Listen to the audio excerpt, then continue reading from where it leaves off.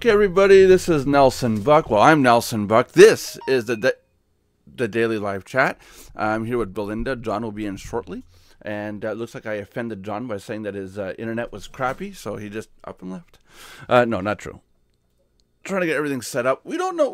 We tried to find out what the topic was for yesterday. At the end of the show, or at some point, we said that could be tomorrow's chat. And I forgot to write down the timestamp when it was in there and write down on paper. And the show was late because I tried to find it, and no one remembers what it was supposed to be. So, well, okay, we were talking about opinions and do-it-yourself, okay? And we were discussing, to remember if it was when we were talking about, you know, when someone asked for your opinion, and it was, we were already into the DIY stuff. Okay, so it was okay, I wanted to make sure. Okay. Yeah. We were already into there. They went off when topic. To hire somebody, when not to. No. And then we got into. No, see, it's like right there, but I can't think about. I can't. It's like we remember around it, but we can't remember the core of it. Is that the beginning of Alzheimer's? Anybody know? Now, what was no, it's called stress. No. What was We're too young. What was I supposed to say at the beginning of the show? No, we're not old enough to have Alzheimer's. In this case, it's stress. Stress can temporarily mess with your mind. It really can. I've read about this. It happens at all ages. For me, it's not stress. For me, it's not stress. For me, it is. I have a great photographic memory, hoodlum. And so basically, I have a really good memory. And so the only time I forget things is when I was stressed out. I'm too young to have a memory loss to begin with. So I know it's not age-related. It's not stress. I'm telling you, because I forgot. No, it's just that even when I was pregnant, I had pregnancy brain. You know, we talk about so many things and it goes by so quick. Yeah, but I have a photographic memory, so normally I can remember most of everything. You know, but still, things can slip by sometimes. Yeah. And no, but we say so many things, and there's times I go back in the video and I'll watch the video after we're done to see what was said, and I'll make notes. You know, so I know what was said, and also it makes a whole entire review of the entire show. And I'll sit there with my dog, you know, and my dog snores, but I'll sit there going, I'll sit there while we just did the show. It processed. Maybe 20 minutes after the show, I'm watching the show on my TV, okay, and I'm going, did we say that? You know, and I'm like, what? Hello, Lauren. How are you today? Hi, Lauren. Hey, Lauren. Welcome back, John. Can y'all hear me okay?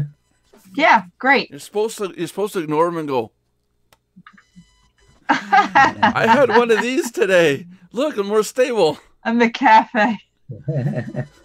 I'm more stable. Can I slap you? All right. You can make me some food. In your McDreams. McDreams. I'm kidding. Yeah. Okay, Johnny. Yeah. How are you, Johnny? Doing okay. I love looking down the hallway of your mansion. That looks so gorgeous. Yeah. So far, I have one wall of his basement that I get to see. I see the one wall of his office, and I see one wall of a hallway. That makes 3 walls. So now I'm basically going to assume that John lives in a 3-wall house. It's kind of triangular. Oh, that's cool. One time I was in a girl's bathroom at McDonald's, speaking of Mick. And it was 3 walls? And there was someone wrote on the wall, "Eat Mick SH and die." And little did they know that's so true. Yeah. Yeah. Okay. Can we move on from McDonald's? So McDonald's is one of my sponsors. You know that, right? Okay. Well, we're having McTheme today. McTheme today. Okay. When I was little, we would go up to McDonald's and say, "Can I have a McFry with a McShake? McPlease?" It's when I go. It's when I run out of money at the beginning of the year. I go with a little pan. I go up to the owner of McDonald's and say, "Please, sir, could I have some more? Give me a McDonation. Can I have a McDonation?" I'm hoping Meryl doesn't see this. Oh my God, I'm sorry. I used to do that. I used to go up to the counter and go Mick everything. I have footage. Sometimes. I have footage of how grueling it is to work for this guy. I would rather. Oh, I was a McDonald's worker. No. I'm not talking about the McDonald's. I'm talking about working for the owner. I had to. I have that footage of going under the deck where it literally is, like maybe oh, it's enough to say that my shoulders pass and my stomach's on the ground, and I have to snake under the deck to go get a hose, and I got paid for it. It paid well, but it's like, wow! I discovered I'm actually claustrophobic. Well, you know what's really great is that even I worked for Burger King and other corporate type franchises. The McDonald's I worked at was a privately owned, meaning I know you say they're all corporate, but what I mean by that is the owner worked with us at that McDonald's, and he only owned that one McDonald's until he later required one or two others after I had not worked there anymore, like, you know, years down the road. But I liked working for a McDonald's where it wasn't, for, you know, corporately franchised, where you never see the owner and everybody's just like another number. That particular McDonald's, because the owner and his wife worked with us, helping us make the burgers and wait on people and stuff like that, it actually made it a better atmosphere because they were very friendly and nice, and you know, they were in the trenches with us, you know, working with us, not just like overseeing it. Yeah, that's a difference. Yeah. Well, the thing is, that means they're doing it right, because from what I understand, they're supposed to participate in the process. They're supposed to show by example. Yeah. That is rule of thumb with McDonald's. Wendy's and Burger King and all the other ones I worked at, you never saw the owners. You just saw the hired managers and all so on, you know. A lot of Christian college kids were working at McDonald's during their breaks. Yeah, that's true. I'm just trying to find the footage. I know I have it. I think it's here. I think. No, that's. My God. That's my basement. I'm trying to find the footage of underneath the deck, and I know I have it. I'll find it, but I know I have it, and it is just watching it makes you cringe. It's like, oh my God, it's so tight, but it's not in my pile of stuff here. I don't know why it's not there. Okay, so anyways, Johnny, you left us. Johnny? Hey, last time this happened, you didn't come back for like half a day. Remember that? You forgot us? Okay, so what's today's topic? Advertising. I got people asking me. Oh, I got two things. That talk yesterday that we had about setting up a search engine site, where I had mentioned, you know, we need, if you know, people can have their own search engines, you know, and I was wrong. There's not 1,000. There's 8,200 known search engines right now on the internet. Which is minuscule. I know some small ones, but not very many. But there's a whole bunch. There's gajillions of them. But it doesn't hurt to be your own search engine for advertising. If you got people coming to you to search and they find what they want to find, they'll come back and search. And then in the conversation we said, what would be neat is if somebody like myself could handle the bandwidth, the servers, the data, the processing, and all you guys do is bring people to your site and you're a search engine fully. And then Josh went into being white label this and white label that, which is good. And based on that, there's 56 requests on how to go about becoming your own search engine. And I have to tell people, I said, I have no idea. There's a lot involved. I'm going to make a video on what's involved. Meanwhile, I've got a document here that I pulled up. It's basically a sketch out of what me and two other people thought we had to write down in order to make a search engine for the first time. All the technical stuff behind the scenes, what's required, and it's not just a search program. Josh is right. The search function's easy. Person puts in keywords, you receive those keywords, and then you run it on an algorithm and say, here's a database, do a search, here's results, spit it out to them. That's basically it. The data doesn't change, but there's something called a crawler, or a fetcher, if you want. And this is a program that goes and fetches all the websites and indexes all these websites. That's what people don't know about. And there's 16 pages of notes on how we got to go about making that work.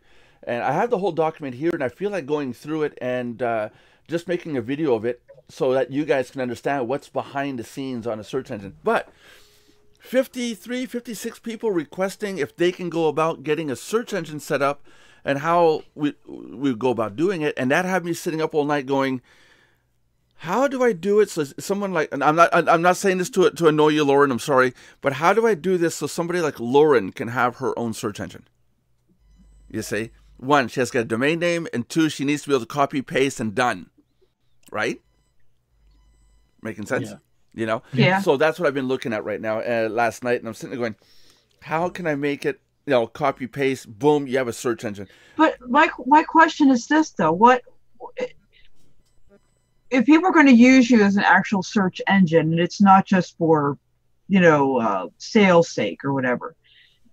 How would you get enough data to be able to be used like the way Google's used? Okay, first off, you got to ignore Google. Google's losing ground, that's for sure.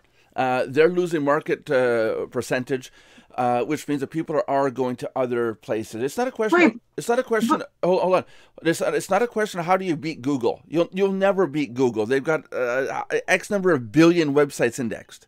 I'm not trying to say beat Google. Sorry, not to interrupt. But what I'm saying is, when I go to the smaller search engines that I have found over the years, like Dogpile and a few other ones that come and go, they just don't have the data searches that I need, or enough of them, because they're not big as Bing or Yahoo or Google. I'm not saying that we have to beat them, but how do we even get near the size or even half that size? Well, first off, Bing feeds off Google. I'll tell you that right now. Bing feeds off Google, and most of them do. I get that. That's the one thing. So if you go do search results at Google, you're not going to tell me that Bing is indexing the exact same way as Google, right? No, they have a couple differences, but they still feed off Google. Google's the main one. I know. Go do a search at Google for apple pie. Go to Bing, type in apple pie, and go to Yahoo and type apple pie. It's 90% exactly the same results. Right. Now, Ask is a joke. That's more of a local search, and you barely get anything out of that. But Ask is Ask Jeeves, and that's not really a search engine. But people use it like that sometimes. It's a question engine. How do I pick up my dog's poop? How do I paint a house? Those are phrases you're supposed to put in at Ask. You're not supposed to put in just F-150 brake assembly. AOL used to be its own search. Vista got bought up by Yahoo. Let's not name them all there. Okay. But the point is, you got to make yourself better than the others. And Josh said a couple things. If you listened to yesterday's chat, one of the things he said was, "I would love to be able to do a search and exclude certain sites. Like, I hate doing a search and get about.com on every result." If you remember what he said. Yeah. And I thought, well, hey, or wiki. Yeah, or wiki, or me, it's I do a search for something programming, and I got, like, for example, I like Stack Overflow, which is a website for programming, but I'll get like W3 schools, and they got information, but it's exactly that in the title, W3 Web3 schools. It's too low grade for me, their answers are too low. Like it's like somebody in 7th grade getting answers for a first grader. Right. So I want to exclude that site because these guys over here have the more advanced stuff. So I should be able to go in as a user and say, exclude these from my results. And Google, Yahoo, Bing, all those guys, they don't have that. And then they don't have a human social indexing system. Google has the closest thing where if John links to my site, my site gets a better score. If Belinda links to my site gets even better score. But now, if John links to Lauren's site instead of mine, and mine, but Lauren's is second, Lauren's gets a better score, but not as good as mine because mine was linked to first. It's all the popularity: who's first, second, third, fourth, and who links to who. But that's not really an accurate way to link to sites, and that's what caused all these backlink sites. Everybody's out there saying, how can you come link to my site, come link to my site. That's not accurate either. We need to build a real social ranking system, a real system where people have a say in who's first, second, third, fourth, and so on. So if we could develop something like that, then we're on our way to becoming a valuable search site, search network. Where I want to start is I just want to get this function up so that, like, again, someone like John and Lauren can grab the code, stick it on a domain name, and say, boom, I got the beginnings of a search engine. Literally, I want to be able to say my goal with this little project, if it works, it works. If it doesn't, it doesn't. But by the end of next week, let's say, I want a person to come in, register, and within 2 minutes, they can say, ta-da, I have a search site. You see? Another function we could actually put in, Belinda, how many times have you had your own website and, or no, actually, let's forget you, Belinda, because you don't have a website. John, how many times, John, have you had a website and you said, I'd like to be able to give people a search function only on my site? Mm-hmm. Now, WordPress has functions like that, but what if you're not running WordPress? We could make that same search function limited to only websites found at your domain. You see? So johnbrewer.com is only, the person's going to do a search, it's only going to be at johnbrewer.com regardless of the number of results. You know, so there's functions like that Google's not really offering. Well, they do offer that your own search page function, but once the results come up, it's full of Google ads and AdWords and all that, and a lot of people don't want those ads on their site. Yeah. You know, John wants people to see the pages on his website and not Google ads, which Google's making money on somewhere else. You know, my wife just mentioned that today. The ads are starting to get on her nerves. They're getting a lot, aren't they? Yeah. Not at Mardox. Not at Mardox. They're increasing. You know. Not at Mardox. No, Mardox is fine. Mardox is cool. Mardox ads, banvertise, we're going to put them down the right-hand side. I'm going to switch it over from the banner top to the side. Some people have said that it's kind of intrusive, the big banner at the very top. Really? Okay. Yeah, I didn't like it. It doesn't really like flow with the page. So I'm going to make it so I'm going to open up the skyscraper banners down the side. And we'll put those there. So we'll have to upload other banners. Ooh. You know, so yeah, cool is good. But this is an idea, like you see, we had a chat, and I was going to create a search engine provider service in the past, but at the time I was only running, with these little beauties. Get a load of this, 10 gigabytes, 40 gigabytes, 40 gigs, not tera, gigs. Not much space. Mm-hmm. So I didn't have much room on there. And the second part of the whole project is going to be big, is to be able to go out and harvest the data from all these websites being indexed. That's going to be a big project. There's already something lined up way in the past, going just before I got into pool repairs. Pool installations. I was working on a website, on a software called MIGC, the Mardox Infrastructure for Grid Computing, and it was a program you downloaded and allowed the Mardox servers to use your computer in exchange for credits to run data processing. In this case, be fetching websites, and we never pushed through on it. But it's a software package sitting right there, you know. So it's that could be one of the next projects going into 2018. We could actually become our own web crawler. You know, we'll have to see where it goes. But no, it's an idea. It's just funny how we mentioned something in the video, and there's a bunch of people saying they want to do this because they see the potential in people coming to their website to do a search or having their website searchable. You know. Yeah. And I've been looking around. I haven't found any search engine providers out there. There's nobody out there offering the functionality so you can become your own search engine. Google's not going to do it. Yahoo ain't going to do it. None of those big companies are going to say, "Sure, come on in, become your own search engine," because you're going to steal their business. You're going to take away their potential people searching. You're going to take away from people going to their website and seeing their ads, right? My question. Yep. In this regard is, a very basic question. Why would the average Joe or someone want to start a search engine? Advertising. You can monetize a search page instantly. John Brewer sets up his own search site, and literally on the same day he could say, "Okay, I'm going to start selling banner ads." Let's say you want to sell a banner ad, say at $5 a month. A lot of people will come to you and say, "Yeah, I want to put my banner on your site." There's two tiers to it. One is the advertisers for the monetization. Then you need the people surfing your site. There still is that traffic issue that still needs to be worked on.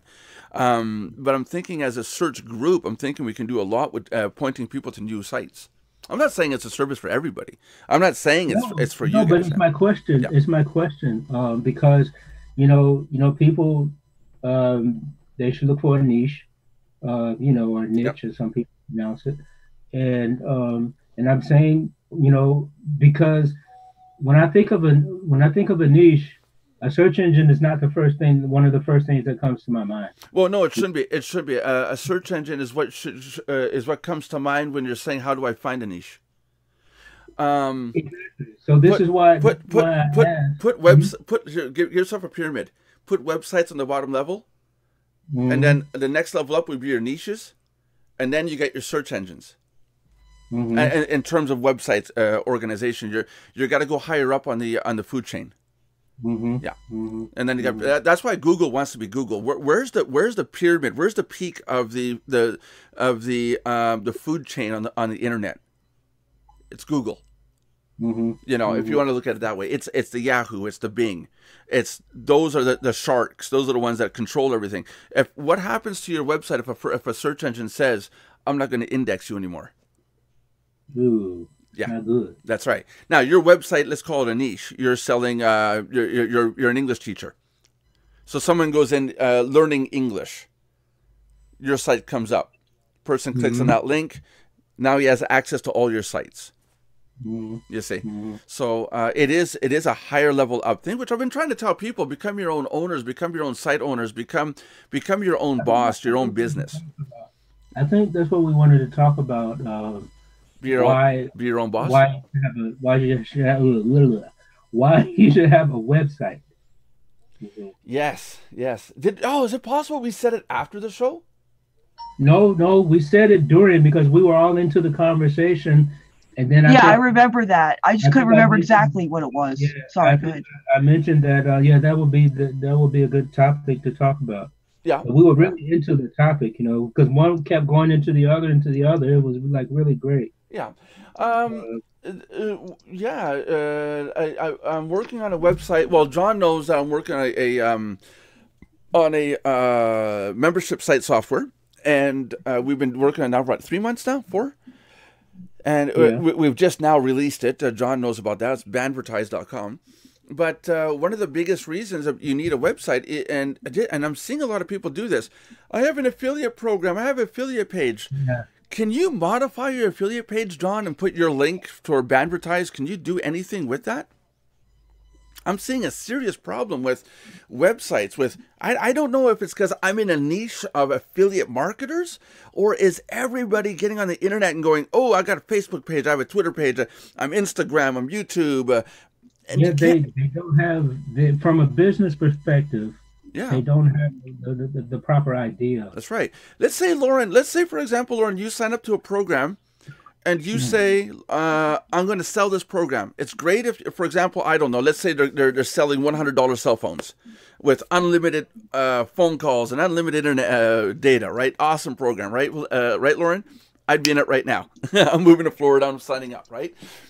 So Lauren goes out and promotes this program, but there's no way for her to modify that website, to change it, to put her own banner links on it, for the exchange parts. Now she needs her own domain.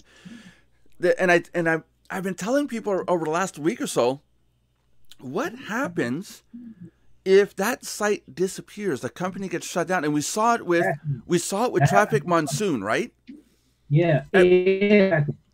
Everything looks super good with Traffic Monsoon, and literally in one night, click, it got shut down, right?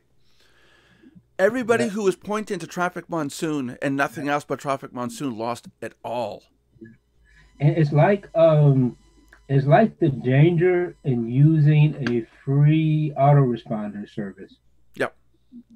Because this happened to me like years ago when I was like, sort of in the beginning of learning how to do everything, and everybody jumps on free, right? Yeah. And the service was really good and everything, but then all of a sudden it simply wasn't there anymore. That's right. No explanation, no nothing. Yeah. I used to use a DNS service, a DNS As another layer up on this food chain, it's above the search engines, DNS servers.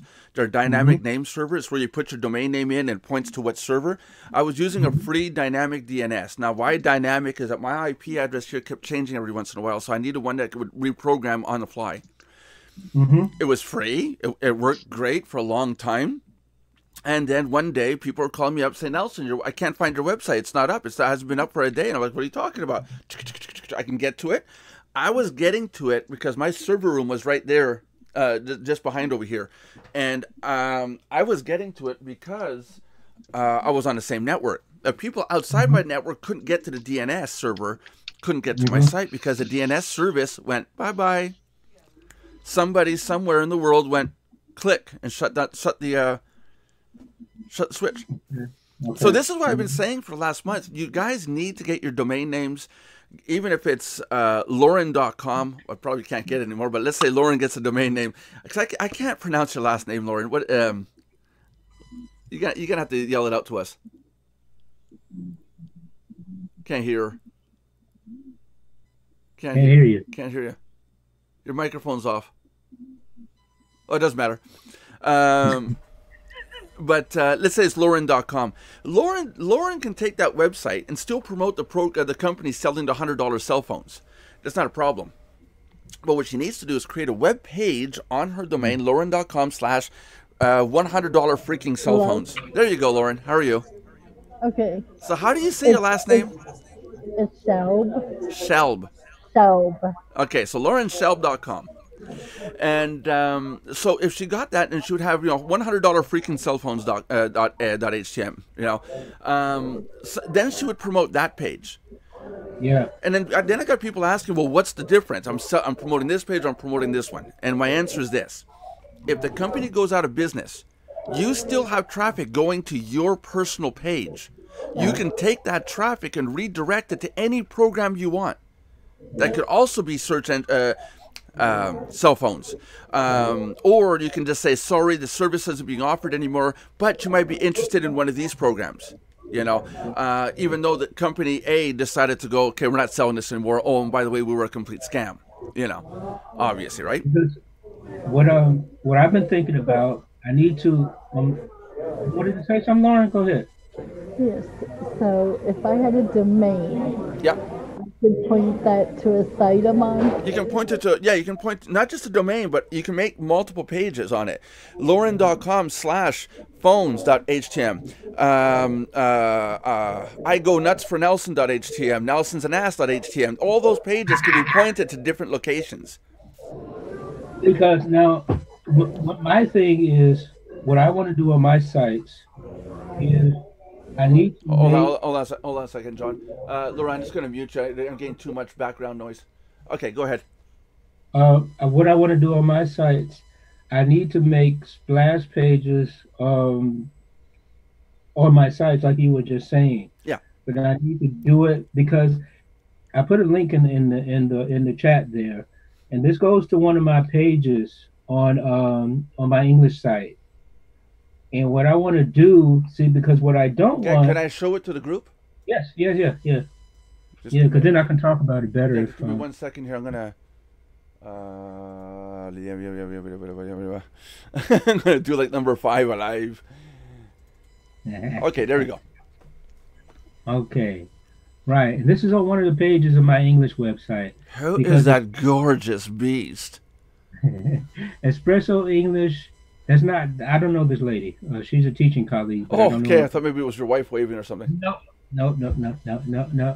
At any rate, Espresso English is an affiliate that I promote for, because she has her own affiliate program for her English products.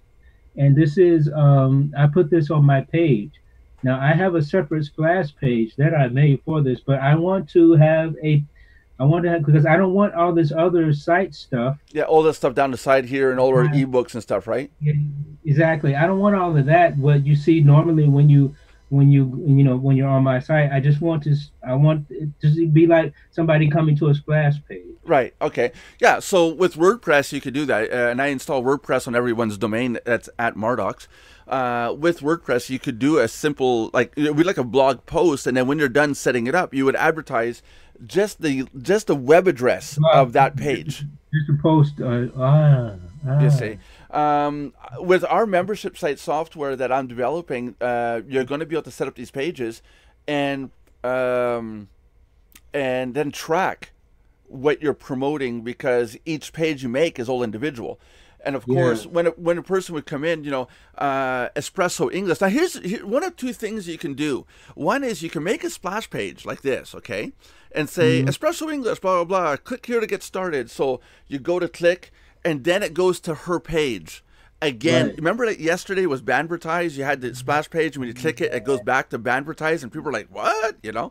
Yeah. Now, what you could do is we could set it up so that it auto redirects. So when the person goes to johnbrewer.com/espressoenglish.htm, it automatically redirects to her site without having people doing that extra step. You see, it's just a redirect. And then that way you're sending the people directly to her site. There's no extra step, and you still have control. If her site goes down, you can go and modify your site, espresso.htm, and say, okay, I'm going to put my own site up on here now, telling people, sorry, the service is no longer available, but I have these other English programs available. Yeah. So you see, you still have control of the incoming traffic versus people like Lauren who are promoting links. And if those companies go away, she's got no more control on where the traffic's going. And if she bought traffic, that traffic is being wasted going to a dead link. Right. And also, in addition to that, it's hard for an affiliate marketer to have a brand if they don't.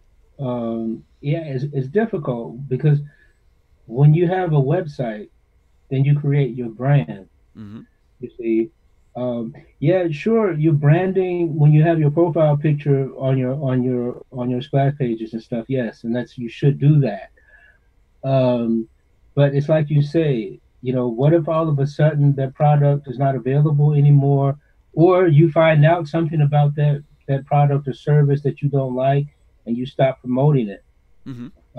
You see, now you have 100,000 people coming a year coming to that page, and they're like, well, wait a minute, I don't want to promote that anymore. At least you can control where they go.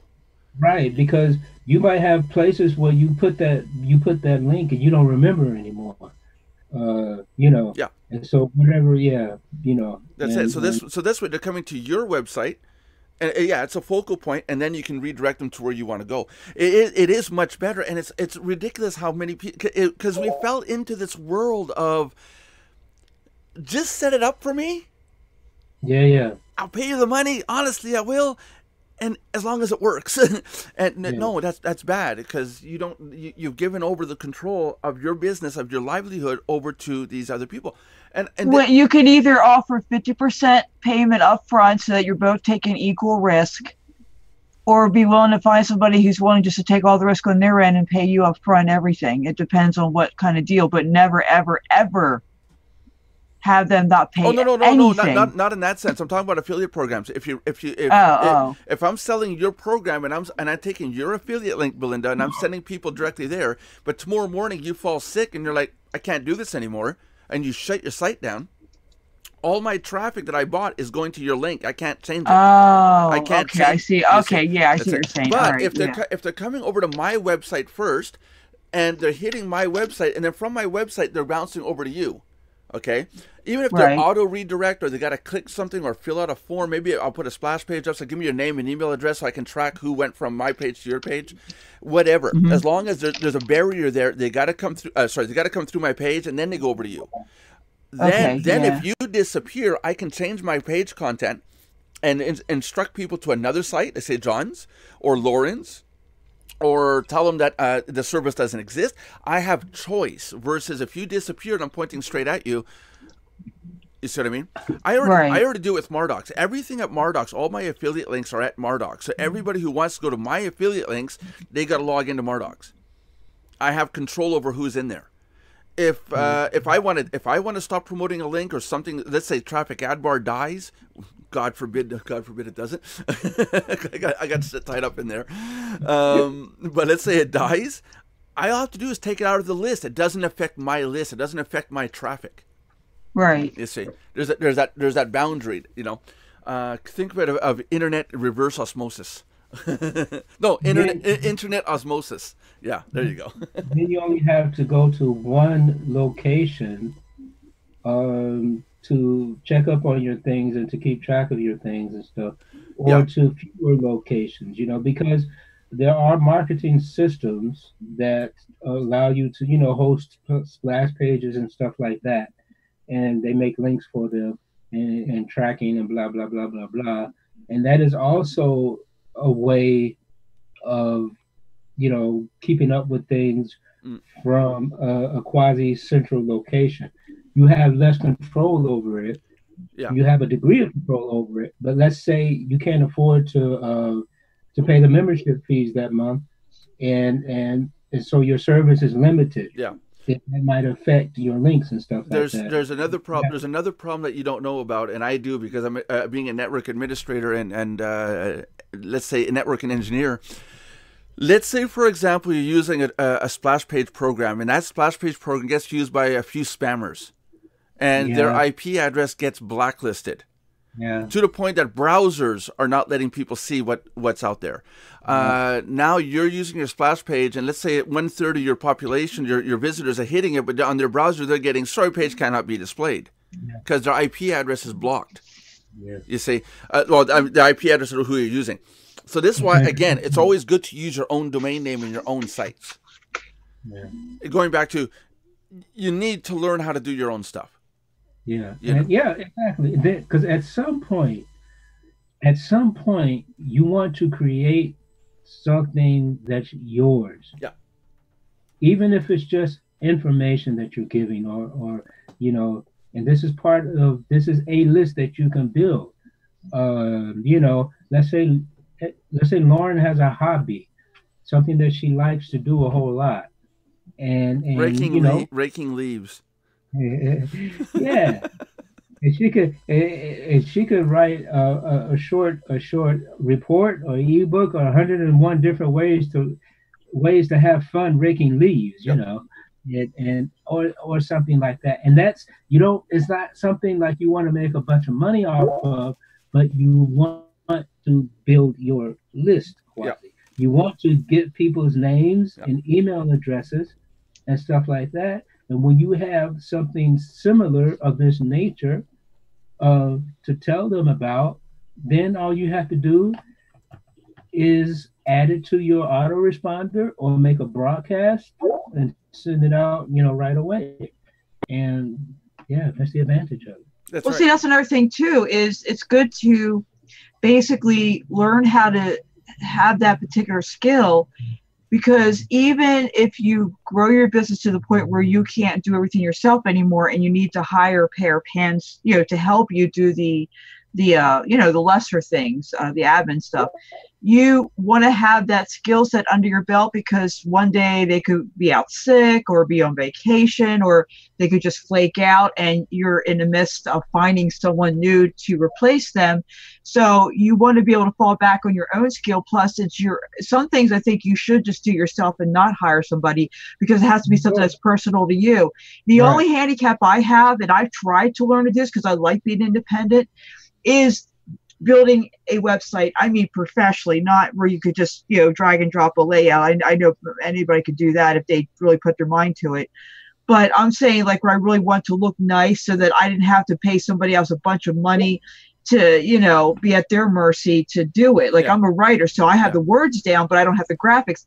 But until I haven't come to that bridge yet of really being able to take the time to learn something more complicated, like, that for myself. Well, that's what I would say to people like yourself. Stick with WordPress, just point and click stuff.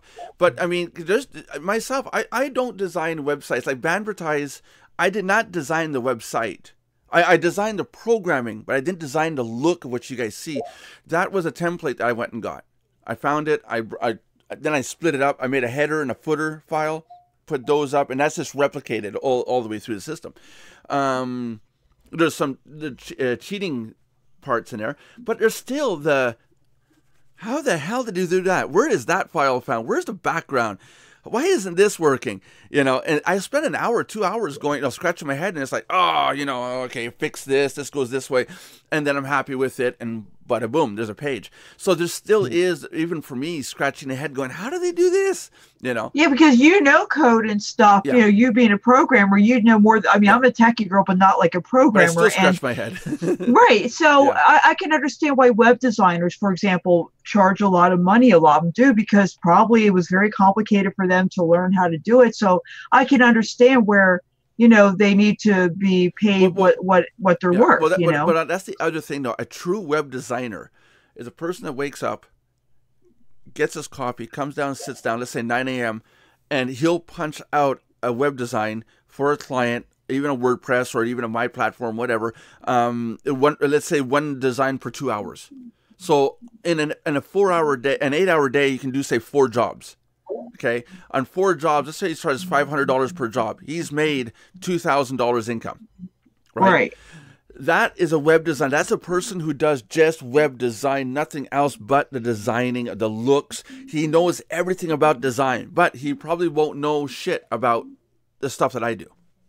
Right. That's what I'm saying. Everybody has their own talent. That's it. Or talents. That's it. Yeah. But I mean, in PHP, you ask me how to design a search engine. In a half an hour, I can punch out how to build a search engine. Hey, I might do a video tonight on that. I'll start from scratch, and we'll start building a search engine from scratch. Do you know why I want to become a programmer one day and make my own software instead of hiring other people to create it for me? So that you don't have to spend money?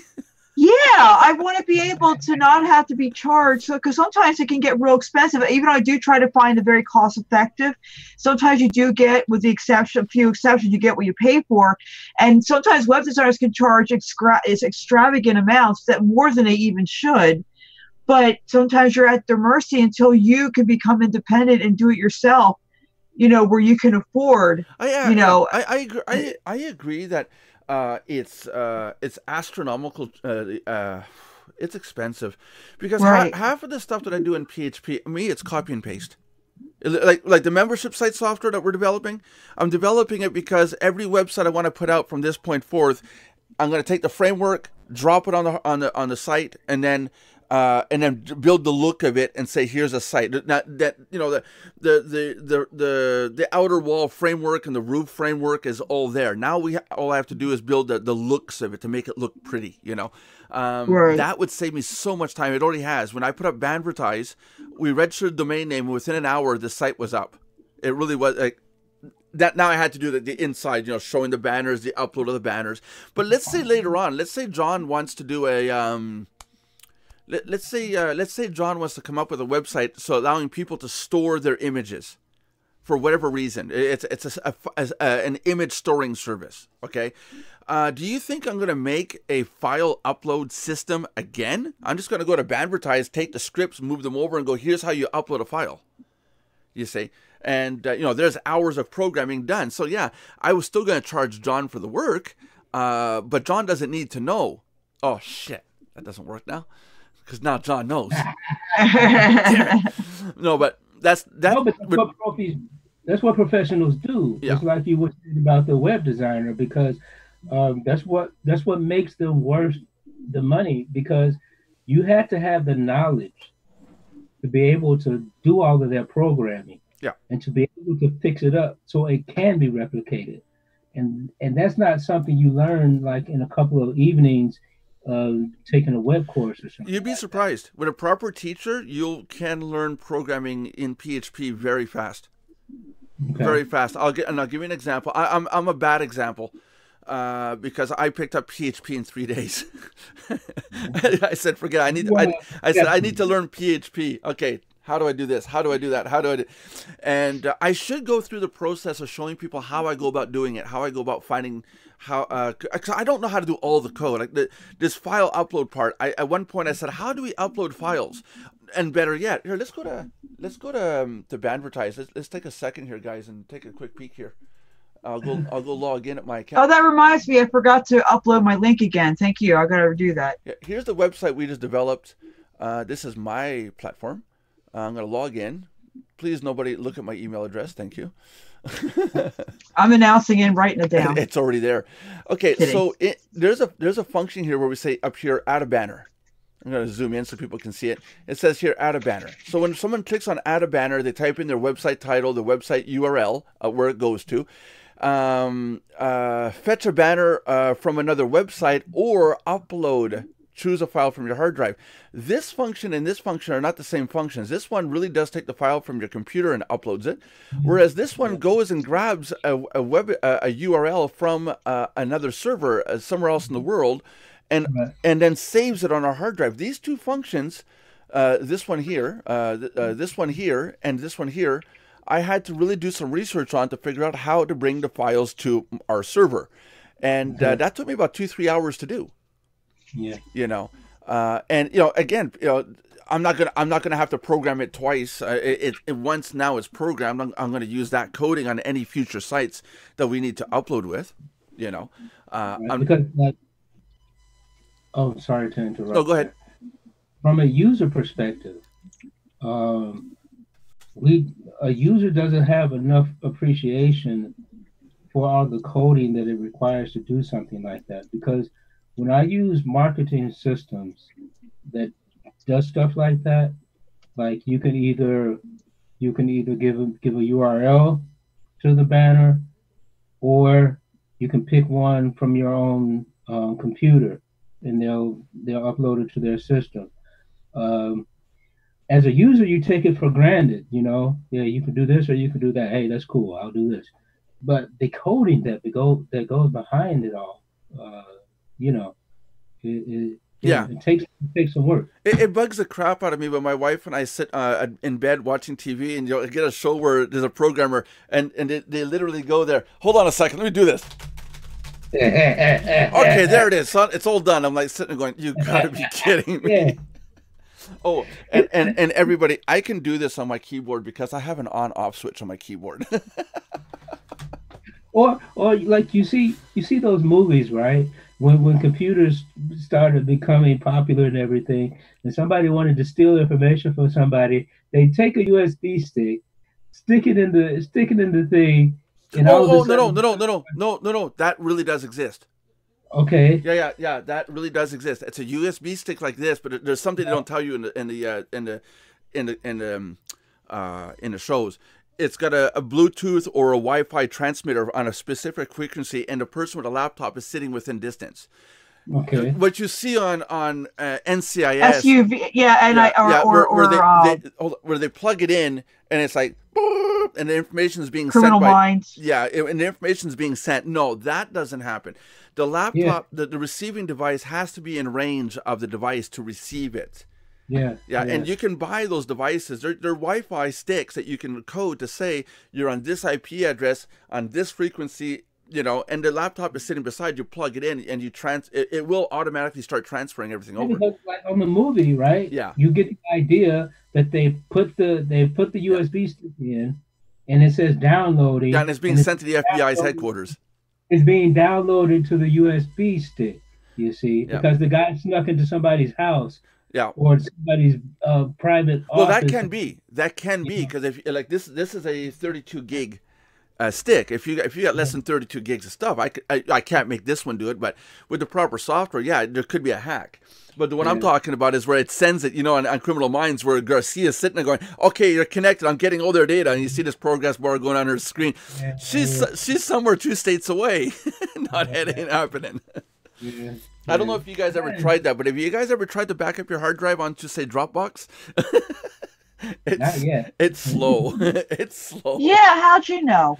Yeah, because I've done it on a terabyte, and it's slow. It's like 2-3 weeks. Is it done yet?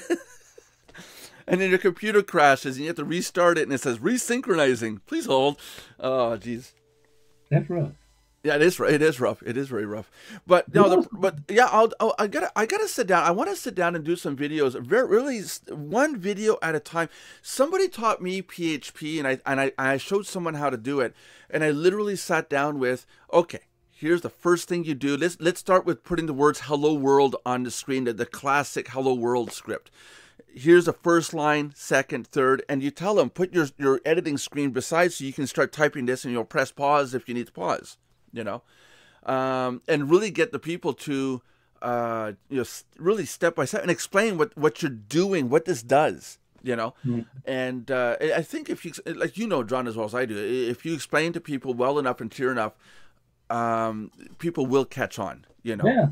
You have to be explaining it, clear and well. Yeah, sure. That's it. There is some stuff that you need to know. There's some stuff that you need to grasp as you go. But I think a very clear course as, here's how we're going to write hello world. Now, today we're going to put a button. The next day we're going to put, here's how we process information after you push that button, for example. Here's how you set the background color of your page. Here's how you set title. They're very simple commands, but it's to get the information across in a way that people can understand. I honestly think if you can drive a car, you can program. It's a lot less complicated programming than it is driving a car. Driving a car, you literally are every little piece of information flying at you. A program, if you make a mistake, you didn't kill anybody. Yeah. You just go, stop, go back, fix it, run it again. Whereas in a car, you make a mistake, someone could die. Yeah. And I really do think if you can drive a vehicle, you can program. Yeah, it's like back in the day when we had to learn DOS if we wanted to do anything, on computers and stuff like that. Yeah. And learning DOS, it was kind of fun. You see, I took an extra computer course, to learn it, and that was my beginning. And I was getting into, the deeper stuff, and I wanted to get into database and all of this kinds of stuff. But then the Windows era came in. Middle school, I was learning how to make games on my floppy disk. Yeah. Well, I picked up a diskette the other day, and it said maximum capacity 4 megabytes. Yeah. Wow! Do you realize that these shows that we do are 18 gigabytes each? It's like my very first computer. This was in the 80s, right? And I bought the biggest hard drive I could find that was available at the time. It was 40 megabytes. Yeah. I had the Apple IIe, and I don't know if you guys remember seeing the Apple IIe. You remember the size of the monitor? Apple IIgs for me. No, I had Apple IIe, but the hard drive was 10 megs. It was literally 6 inches tall, about a foot deep, and the whole width of the computer. It was the computer, this box sat on top, and then the monitor sat on top, and that was the hard drive, 10 megs. The discs were huge inside. And it made a hell of a noise when you started. And I remember because we tried running a bulletin board system where people could call in through modem at any time of the day, and it really bugged me because I had to put brackets on the sides of my computer with the hard drive where it was. I had to put brackets in place, like book holes almost, because when people would call in and start seeing what there is on the bulletin board, there's this file, there's that file, and as they're using the bulletin board software, the hard drive would start going back and forth and looking for data, and the head was so heavy that it would vibrate. Yeah, it would. Yeah, and if you let it go, it would vibrate. It'd shake itself off the table. It was that like wow, but it was 10 million bytes. Think about that. Yeah, that's amazing. You're leaving, Lauren, or are you back? Oh, okay, you're leaving. Okay, we'll see you tomorrow. See ya. You have a good one. God bless. Bye, Lauren. And so this, mwah. That's what she wants, guys. Not you guys. She wants me. You look marvelous, absolutely marvelous. Even though she's still there right now. But at the time it was 10 megs. It was like it was insane. Now it's a terabyte. And like the Mardox server, I'm already looking at the cost going into 2018.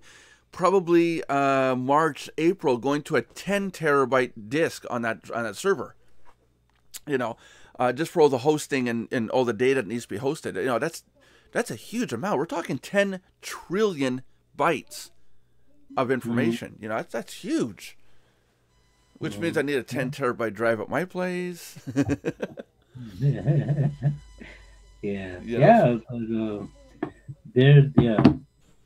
But I think with telling people get your own website and our software platform that I want to start providing people for their membership sites. I'm going to have to do a training course on how to do PHP or how to do your own websites, where to get the codes and stuff. And it's just a question of people just have to get active and do it. Just do it. You know. Yeah. That's the thing. I know not everybody wants to do it or can do it. I can't stand programming. That's a Freudian slip.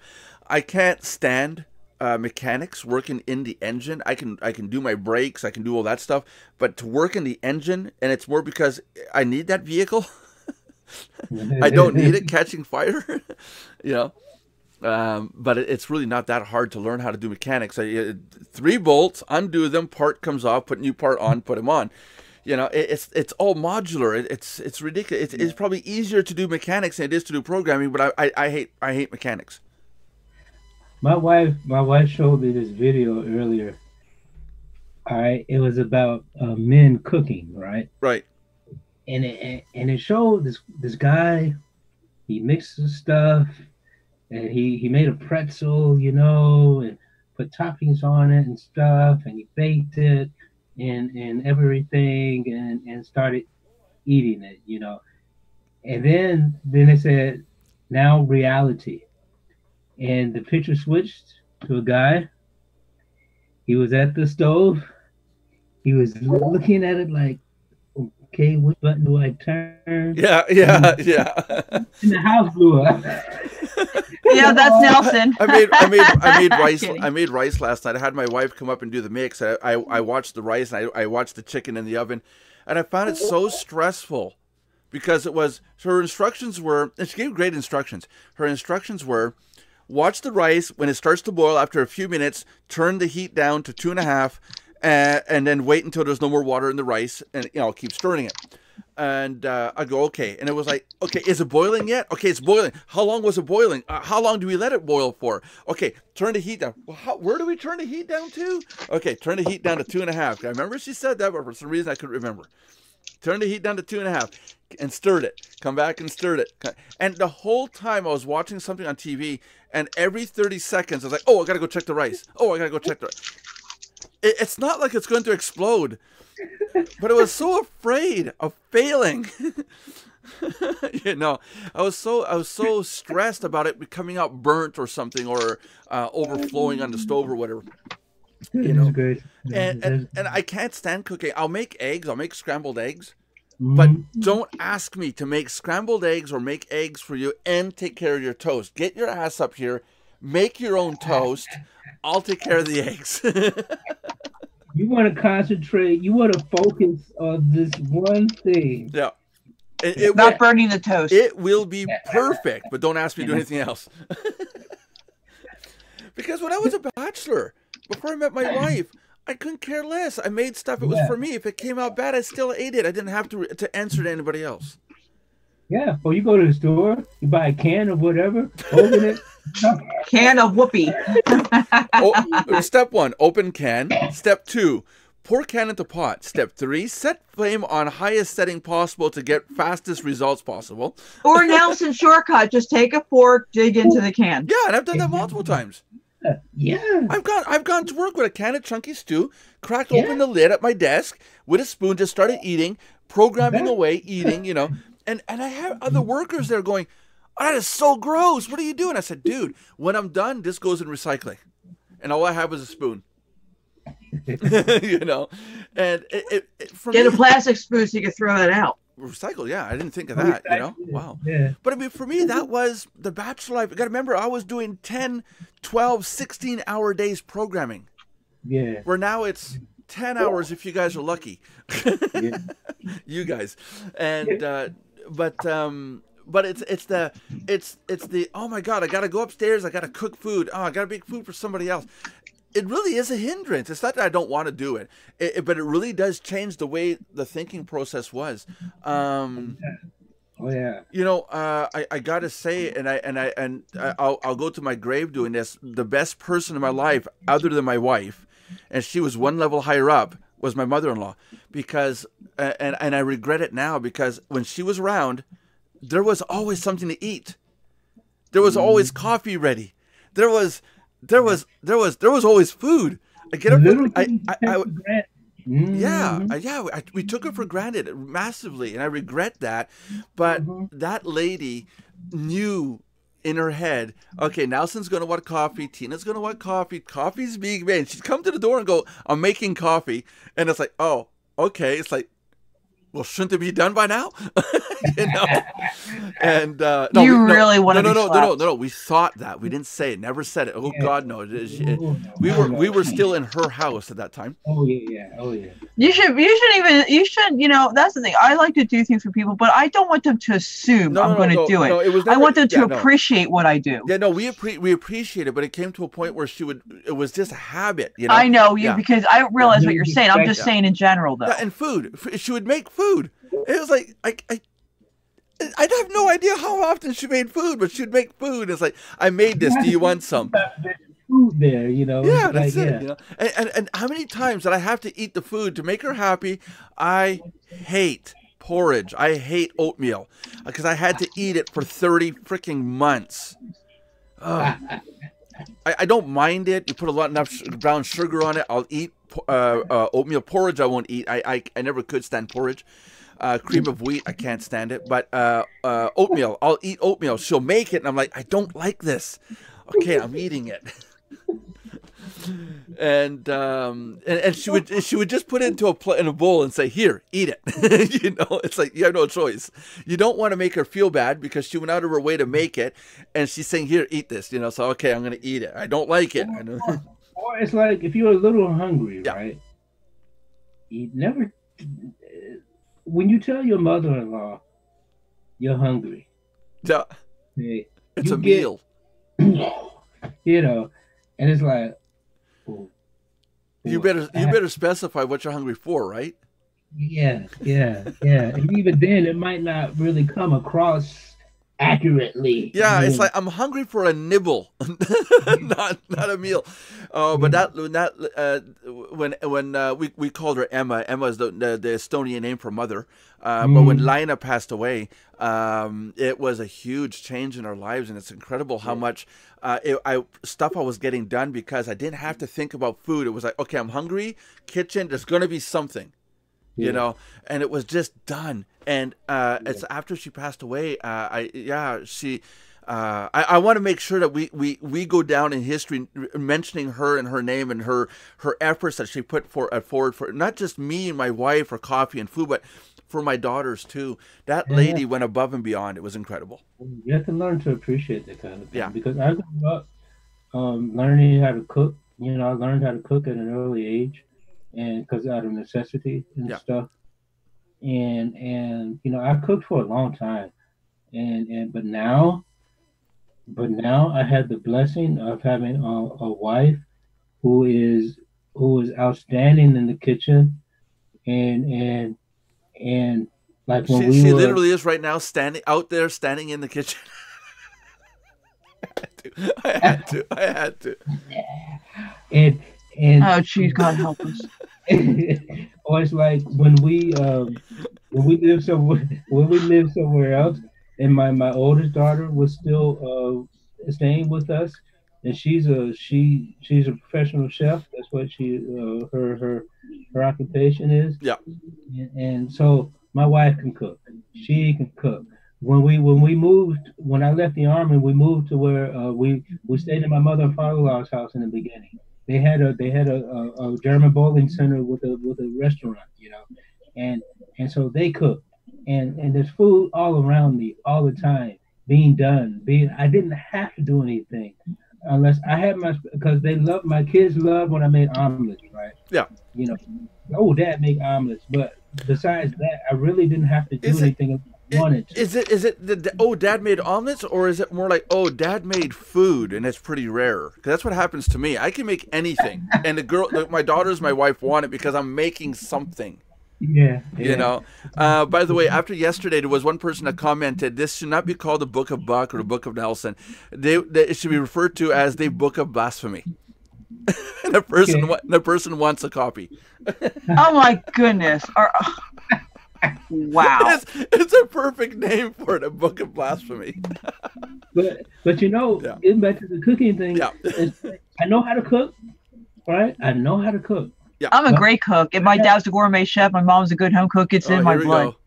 go. I have Oh, screw you, Nelson. You wish you're as good as me in I the know. kitchen. It's true. I I wish. have become so impatient, right? Yeah. As soon as I start something, I want it to be finished. Yeah. Or it's like, and sometimes I just think about it, and I'm tired. But it's like you said with the bachelor life, you know, you put it in the pot, you turn it up as high as so it can get as hot as quick as possible, and nowadays hold on now. When I lived on Alexander Street, I was in I was across the street. I put all my money into my office space. Literally, one night I moved from my one-room apartment where we had to share the bathroom. I got sick and tired of that apartment space, because nobody cleaned the bathroom. So I said, forget this. Why am I paying for an apartment and an office? So I moved to my office. I moved everything at midnight till 2 a.m. I moved all my boxes, my computers, monitors. I moved everything by hand on foot to 2 blocks away to the office. And I moved in over there.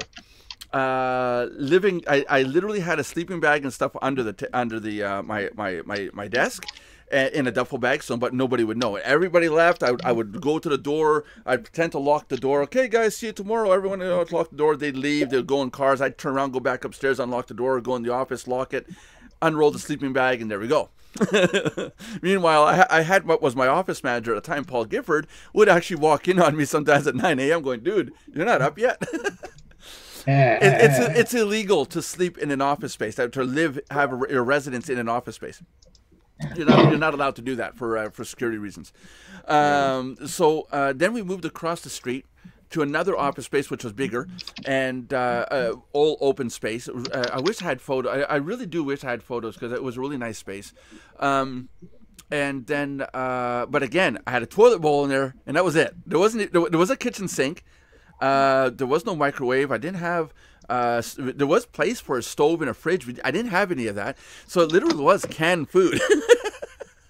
or if I would buy something frozen that would you could thaw, and I'd borrow some. I'd go across the street to the corner store and use their microwave to heat up, say, a TV dinner. Come back with it and eat. But I bought everything from there, so they didn't care. You know, it's like, yeah, go ahead, no problem. See you tomorrow. You know. And then just before I met Tina, I had the upstairs of that second floor of that building. I had the second and third floor, and it was a loft that had a fridge, a stove, washer, dryer, the whole thing. To the point that my most embarrassing event, I forgot I had given Tina the key to get into the upstairs office. I'm sitting on the couch. My clothes they went through the dryer process, the washer process. I had them in the dryer. And I hear the door click, click, click, click. Tina's coming in. I had nothing on. Move the pillows over, pretending I'm watching TV. Do. Nothing wrong here. She can't see nothing. I'm butt naked under the pillows. It's like, okay, got to keep a pair of zip shorts on or something on. And it was funny because at the moment she gave off the impression that she had no clue that was going on. Okay, making coffee, the whole thing, real straight face, like nothing's wrong, going off. Okay, I'm going to go start my day at my desk. And I'm like, there's glass French doors. I'm on this side. There's French doors here, and I got to get over there. 25 feet away. It's a huge room. Butt naked with pillows. It's like a lot bigger, right? Yeah. 25 feet is now 25 kilometers. Or 20 miles for you Americans. So it was later on when Tina and I finally started going out, she says, I knew what was going on. She was fully aware. Dork. Such a dork. Yeah, that was it. But I wanted to give us such a good impression. It was like, I just woke up. Yeah, I was watching TV. I'm sure she was really flattered that you tried to be like decent and presentable and yeah. Nothing. Well, at least she probably figured, well, that's Nelson. Yeah. And it was about 2 months after that where I moved in with her. It was about February of 2000 because we spent the millennium at the apartment because we said we'll bring everybody over to the apartment in case the world came to an end in 2000. That building would have been on the second floor, third floor, concrete steel doors. It would have been a little bit more secure than a house made of wood, you know. So we had us and our friends come over, and then we were going, please don't happen, please don't happen, please don't happen. You know, and literally 3, 2, 1, Happy New Year. Nothing happened. And it's like, yeah, that was cool. That was the most memorable New Year's Eve ever. Because everybody was expecting to and nuclear power plants exploding worldwide. Happy New Year. Database is crashing. Me, it was the next day or next couple of days. I wanted the hydro company to say, "We're sorry, but we lost all your records." Sorry. You know, or a phone company saying, "We don't know who you are. We can't take money from you." Yeah. And Right. yeah, and it was shortly after that we moved to the house, and it was so much snow that my wife and I said we're going to hire a company to sorry, we're going to hire a company to move all our stuff because it was just too much snow, and all we had was a minivan, you know. So, but that was the shameful events of my my childhood. Of what I remember. John, do you want to close up the show? We're 10 minutes past the hour, and I gotta go get something to drink. Yeah. I have some drink, Sam. I'm slaughtered by the time we're done this show. Yeah, the gin and tonic. No, that's Puerto Rican rum. Okay, here's what we do. Here's what we do in that case. Watch this. Watch this. Here's what we do. We go here, and we do that. For those of you that don't know, look at the bottom. Yeah. For those of you that don't know, look at the bottom left-hand corner of her window, and you'll notice a little strikeout line. If you keep doing it over and over again, she keeps on doing it, and then when you stop, she just keeps doing it on her own. No, I'm watching closely. Closely. Go ahead, John, so that we can do the after chat and talk bad about everybody.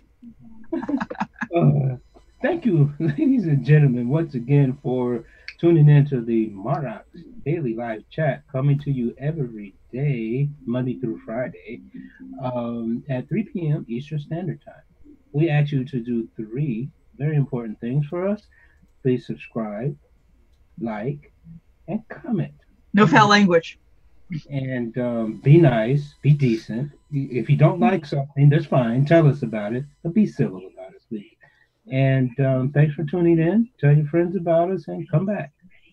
God bless everybody. Have a great day. Because you know how the internet is on YouTube. If you don't like something, you say it, you talk about it. If you like something, you don't say a dang thing, you know? Yeah. Yeah. Talk to you guys tomorrow, 3 o'clock Eastern.